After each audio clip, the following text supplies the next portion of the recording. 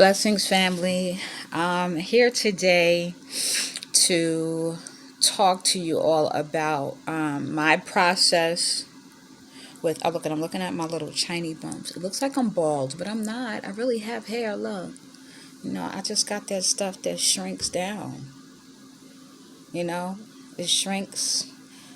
Talking about hair, I guess I would be what people call a 3C, 4A type thing. So anyway, I washed my hair and I made these little shiny bumps because I want it to have some definition because my coil is so tight. So that's what I do. I twist them down. So there's little shiny bumps, keeping my hair in a neat hairstyle. And my hair is so fine on the front, but I do have hair. You just can't see it because it's so light. So I'm not like these people who don't have no hairline, okay? Anyway, I came on today because I wanted to talk to you about my COVID test. I think I left off with being run all over the place for this COVID test. I finally was able to take my son, and we found a place. We get there. They tell us we have to wait outside in the car. We wait out in the car. The lady comes out, brings us in, only to say that she needed some paperwork from my son. I said, well, I have it on my phone. She's like, no, it can't be emailed. It has to be printed. I said, well, can I have the doctor's office fax it? She said, yes. Call the doctor's office. I go back up to the desk, talking to the woman. I said, these results have to be back in 72 hours. When I called, I made that clear. She tells me the best they could do is 5 to 7 days. Mind you, I'm leaving. I kept saying Monday, but it wasn't Monday. For some reason, I thought the first was Monday. I'm not leaving until Tuesday. The problem was I could not get an appointment on Monday. So now I run into a risk of, will my test be within 72 hours if, in fact, are they counting the weekend? That's the issue. Hopefully everything will work out. Nevertheless, back to the story. So I say to the woman, people are traveling. You can't claim to be a place that tests travelers. The airline's requirement. Why aren't you guys getting back tests quicker? Oh, it goes to the lab. We're inundated with tests, blah, blah, blah. I said, okay, fine.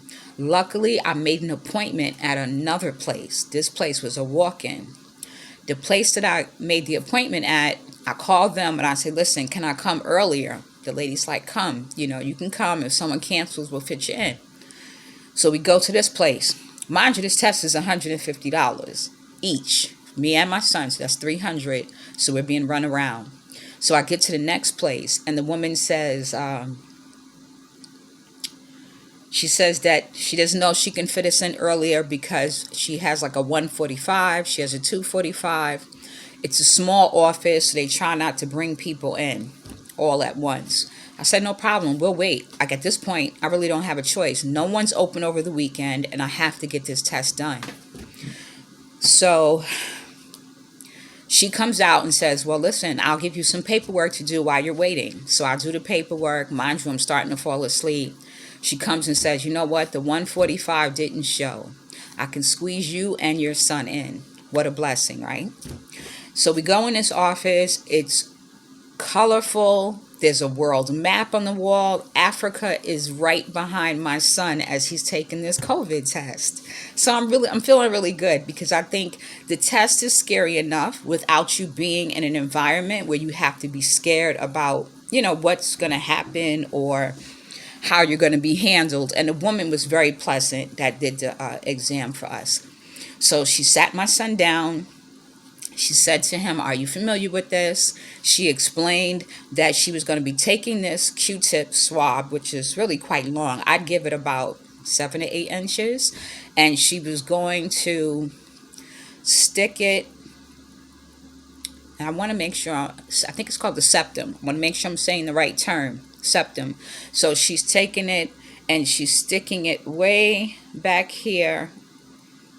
And then it has to stay there for 15 seconds, right? So she sticks it in, she twists it, and keeps it there for 15 seconds. And then she has to untwist it and take it back down.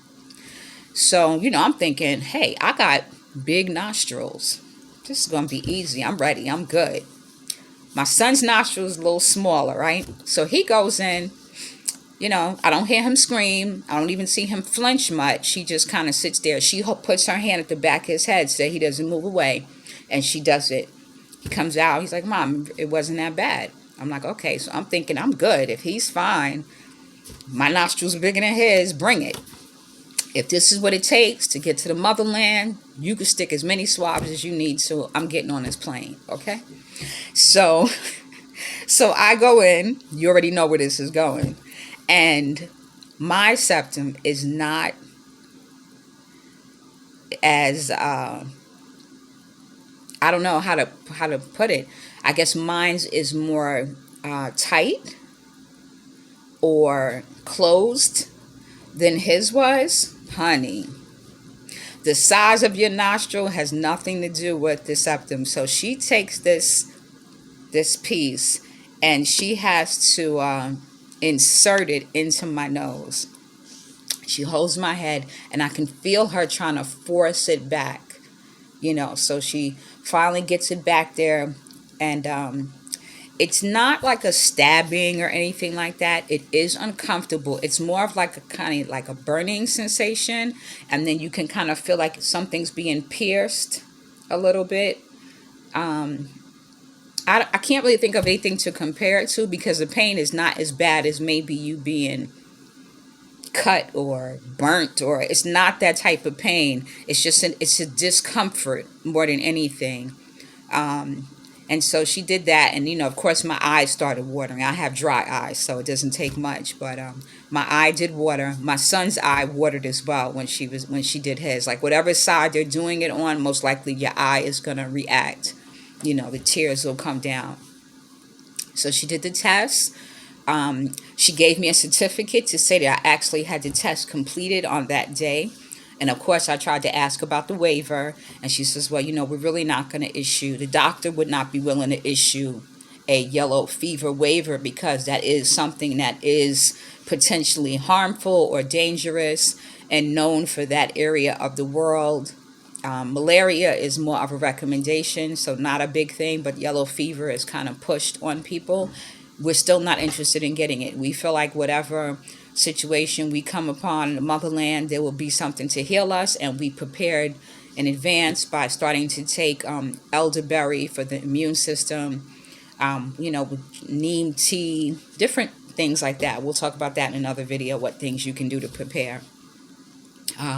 So she did the test, and I want to say that the discomfort after she removed the swab lasted for about, well, let me go back because you need to know how much it cost.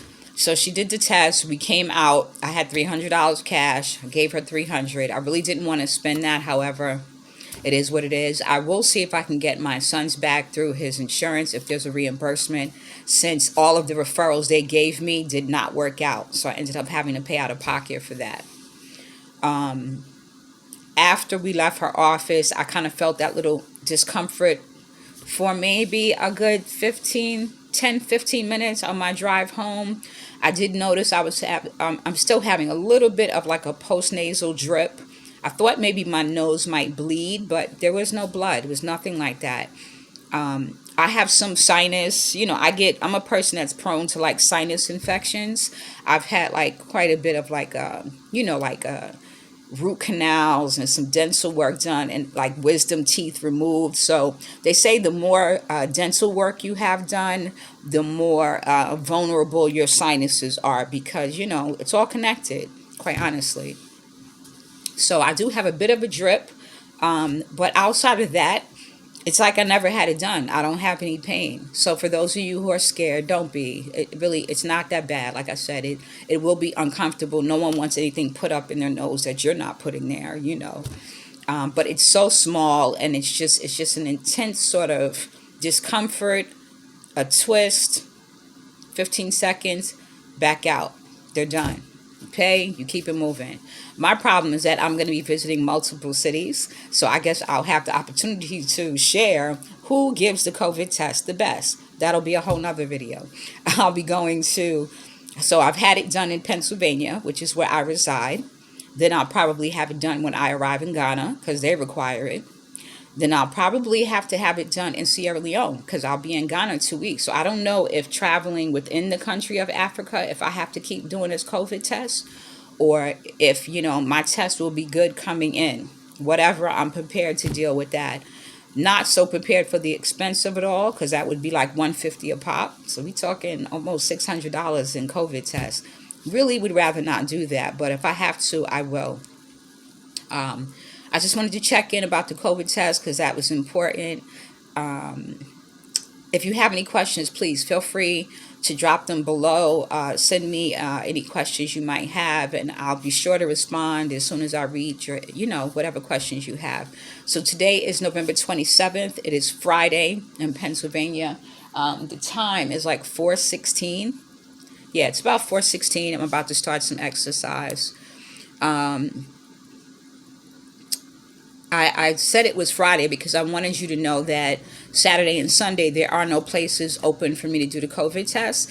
I could not get an appointment on Monday, and I'm flying out Tuesday, which is the first. Somehow I thought Monday was the first, but it's not. Tuesday is the first. The other piece of that is that I'm hoping there won't be an issue because 72 hours would actually be Monday. So I'm hoping that the Saturday and Sunday won't be counted.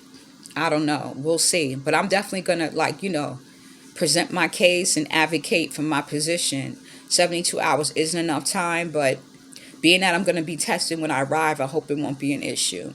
It is over the weekend. I am in a state that does not do weekend testing. That's not an option. And Monday was not an appointment. So there's really no way for me to get it done any differently. And I'll be leaving out of DC at 10 p.m. at night. So, I'll provide a video on that, what that looks like. It'll be my first time going to the DC airport. And I'll have some details about some arrangements I made for my car, ways to earn money, and how to proceed from there. Thanks again. I hope this was helpful. Stay on course, stay focused. Blessings.